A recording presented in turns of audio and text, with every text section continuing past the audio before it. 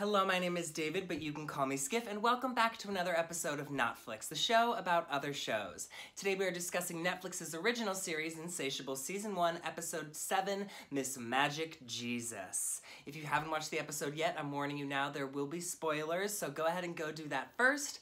But if you have watched the episode, sit back, relax, and enjoy the show.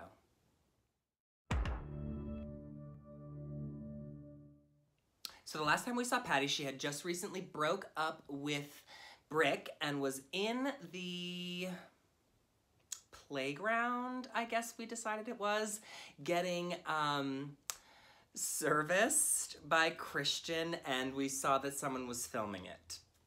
Now, jumping ahead to this week's episode, Bob is at church and he's starting to think that being a more faithful and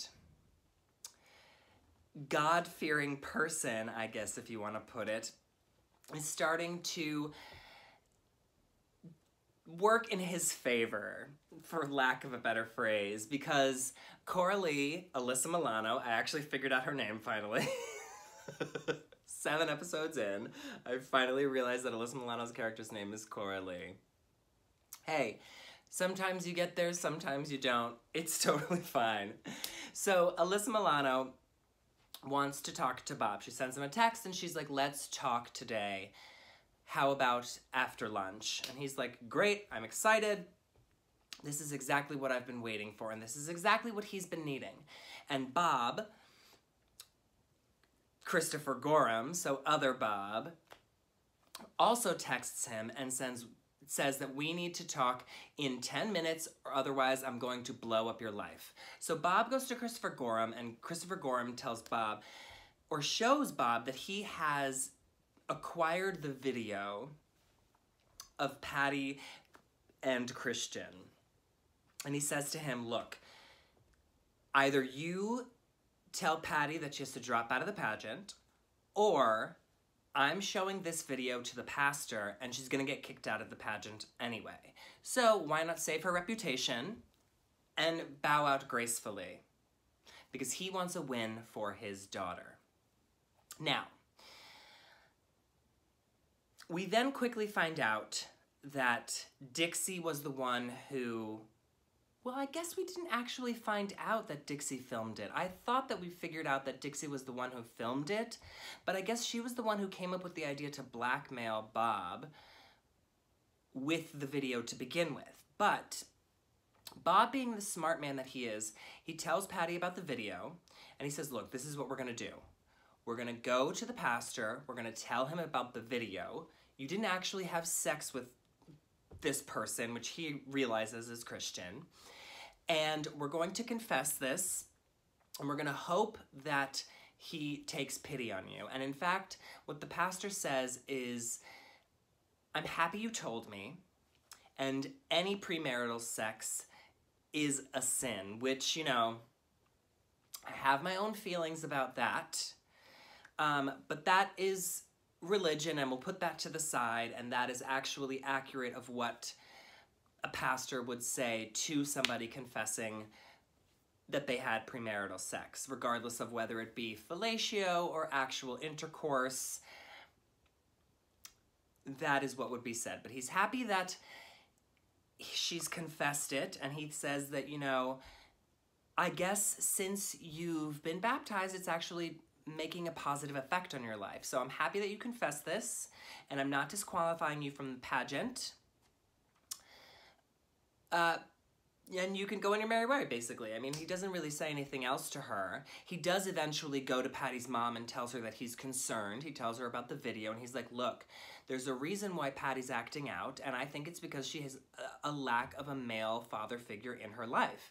And then he correlates it to her life, to Patti's mom's life, and how she didn't have a father figure, and how she was promiscuous, I guess is the best way to put it. And he says, look, if there's anyone in her life, it's going to be Bob. He is her godfather. She needs a positive male influence in her life, and it might as well be Bob. Now, on the other hand, Magnolia and Dixie, finding out that Dixie's plan to blackmail Bob didn't work, And Dixie's sort of like lost her mind and is calling Christopher Gorham daddy, and she's referring to Magnolia as her sister, and Magnolia is having what Christopher Gorham describes as a crisis of confidence, and she needs a win right now. Now, Magnolia is at home, drunk off of cough medicine, and she is reeling about the fact that Patti has stolen 2 boyfriends from her, and now she's gonna steal the pageant from her. I think my trouble with all of this that's going on with Patti and Christian and with Magnolia is that it's really showing, yes, it might be an honest side of how society is today, and it might be honest and true of how kids are today, where they are having sex at younger and younger ages, and they are experimenting with drugs and alcohol at younger and younger ages. I just wish that we could keep some sort of, and I know I've said this before, but I wish we could keep some innocence and some fantasy in this reality. I mean, this is a television show, and they've chosen to take liberties with reality already. And yet, when it comes to the storylines of teenagers having sex and or teenagers being addicts, basically, it sort of seems like they only skim the surface of the ramifications of both of those things. Not saying that, you know, either of those things are, I'm not sure how to put this. But I think we should hold people more responsible when using things like this as a plot point and a way to drive a story forward, because I think it's slightly irresponsible, even though Magnolia's abuse of drugs and alcohol is not shown in the best light, and neither is Patti's premarital, whatever you want to call it, fellatio session on the park in the playground isn't shown in the best light, and there are some consequences for both of them. It just seems like I want to hold our storytellers a little bit more responsible. That aside, this week's episode is called Miss Magic Jesus, and this is what we've been sort of like working our way up to this entire season, is this pageant. So let's get to the pageant, right? So Stella Rose shows back up, and mysteriously, a judge has dropped out, and Stella Rose decides to step up to the plate and agrees to be the judge. Now, Bob, concerned as he is, and concerned pageant coach as he is, I mean, because he should be concerned, because Stella holds a grudge against him. And he says, you know, that's not fair, because she's going to hold Patti more accountable and judge her more harshly because of the history between the two of us. Now, whether or not she did, we didn't actually get to see that. The judging process. Yes, we got to see during the pageant the 3 judges there and them reacting to what was going on stage, but we didn't actually get to see the judging process and whether or not Stella Rose actually did hold Patti to a higher standard than the rest of the girls. That's unbeknownst to us, it's unbeknownst to me, and to be perfectly honest, based on the judging, I don't know how the point system works. You know what? We'll get to that in a minute. So, Stella Rose brings Roxy along because she says that she wants Roxy to see the other girls, and Roxy wants to square up the competition because she's already qualified for the next big pageant. So she comes to this one so that she can see her competition, which is actually a very smart move if you're going to be competing against other people, is to go see who you're going to be competing against and see what their strengths are and see what their weaknesses are. I think that's very smart. I think that this is probably something that happens in the pageant circuit often, and I guess it wouldn't be an uncommon thing to do. Now, Bob takes Stella Rose out to lunch to try to convince her to not take things too harshly on Patti, to not judge her too harshly, when he then finds out through a text message that Roxy is Stella Rose's daughter, which then leads him to tailspin into thinking that Roxy is in fact his daughter as well, because she's 19 years old. They dated 20 years ago, so it's very possible that Bob could be her father. Now, this I thought was an actually very interesting plot point, and I thought was a great way to actually get action moving forward and to sort of get Bob and Patti separated and to sort of create some tension between the two. Because throughout this entire episode, Patti is studying for this Bible quiz that was added by Stella Rose into the pageant, where they would get questions about the Bible and they would then have to answer them.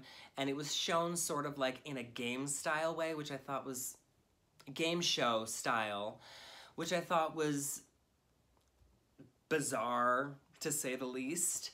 And she needs Bob's help because, as she puts it, she doesn't know dick about Jesus, which I thought was hilarious. Actually, probably the first time I've laughed out loud this entire season. I've chuckled here and there, but I thought that was actually one of the best jokes so far, which, if I'm being perfectly frank, is saying something about this show in general and the writing. It's not wonderful. It's not the worst, and I think that there is potential here, and this is the first season. I wish it was stronger. But that aside, Patti wants and needs the help of Bob to study the Bible because she doesn't know what to study and how to study, and Bob's like, look, you're an A student. Just lock yourself in your room, hunker down, and study the Bible. But the Bible's actually a really big book. As Patti put it, it's 1,200 pages long, and I mean, depending on which version of the Bible you're reading or the version of the Bible you have, it could be longer, it could be a little bit shorter. So, who knows? But it is a very big book, and there is a lot to get through because it's also not a very easy read. If any of you have ever actually opened a Bible or read a Bible or studied the Bible, there is a lot of stuff in that book. There are a lot of stories, and it is not easy to comprehend, and it is not easy to get through. Now, Bob says that he can't help her. He's got other things on his plate. I mean, remember, Alyssa Milano wants to talk to him. He's now obsessed with the idea that Roxy is his daughter, so he wants to try and find a way out, or try and find a way to figure out if she actually is, and he goes to the gym and he steals a towel of hers to send off to a DNA testing place, which he does eventually get the answer to.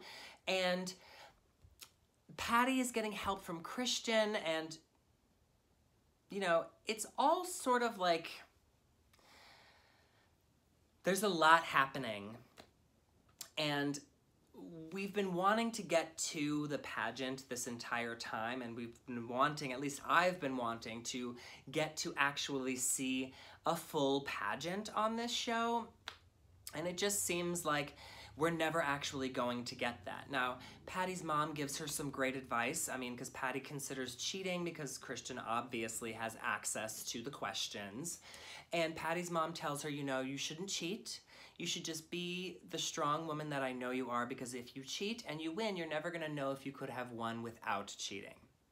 Which is wonderful advice, and it's the first time that we're actually getting to see Patti's mom be an actual mother, and I think that it's wonderful, and I thought that it was a very endearing moment for the two of them. Now, on the other hand, Christopher Gorham goes to Stella Rose, and he's like, look, I need the answers to the questions because Magnolia needs a win, and I need to ensure that she's going to win this pageant. So he gets the answers to the questions, he gives them to Magnolia, and he's like, sometimes you just need a win to get back up on that horse. This entire time, mind you, Magnolia has been drinking whiskey and coffee because Dixie has been, you know, sabotaging her in the way that she does. And to sober up, Magnolia does a bump of cocaine.